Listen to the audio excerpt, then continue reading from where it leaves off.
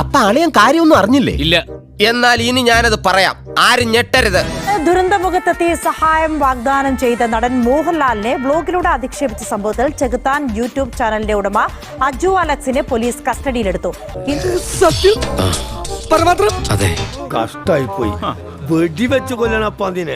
ഒടുവിൽ പിടിവീണിരിക്കുകയാണ്. വലിയ രീതിയിലുള്ള അധിക്ഷേപങ്ങൾ പറഞ്ഞുകൊണ്ട് നിരന്തരം വീഡിയോകൾ ചെയ്തുകൊണ്ടിരുന്ന ചെകുത്താനെ തന്നെ പിടിച്ചിരിക്കുകയാണ് പോലീസ്.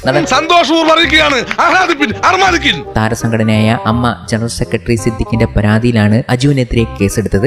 തലപ്പത്തും താഴെ ഒരുമാതിരി എല്ലാവരും ഹാപ്പിയാ, പേഴ്സണലായിട്ട് ഞാനും. അങ്ങനെ ഒരാൾ വ്യക്തിപരമായി അധിക്ഷേപിച്ചാൽ തീർച്ചയായും അത് ചോദ്യം ചെയ്യേണ്ട ബാധ്യത ഒരു സംഘടനയുടെ ജനറൽ സെക്രട്ടറി എന്ന നിലയിൽ എനിക്ക് ഉണ്ടെന്ന് വിശ്വസിക്കുന്ന ഒരാളാണ് ഞാൻ. അതുകൊണ്ട് നിനക്കിട്ട് പലതവണ ഞാൻ ഓങ്ങി വെച്ചതാ, പിന്നെ വിട്ടുകളഞ്ഞു പോയി പഴിച്ചോട്ടെന്ന് വിചാരിച്ചിട്ട്.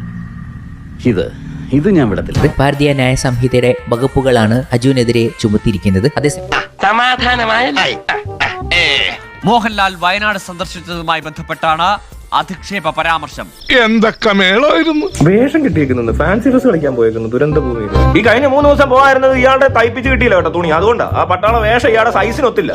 എനിക്ക് അപ്പോഴേ തോന്നി.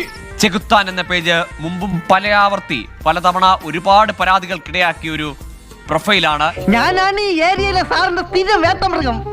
ഇനിയിപ്പോ ജയില് കോടതി അടിയിടി നാട്ടുകാർ ആട്ടം തുപ്പും.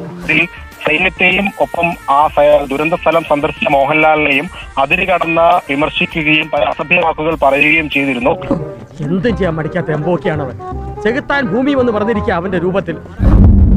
നീ എല്ലാത്തുക്കും മേലെ അല്ല, ആണ്ടവൻ ആൾറവൻ പോലീസ്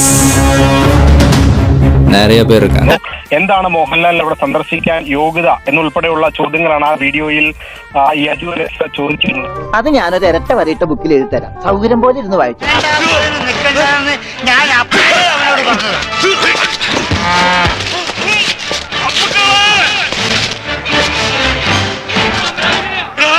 മനസ്സ് നിറഞ്ഞു.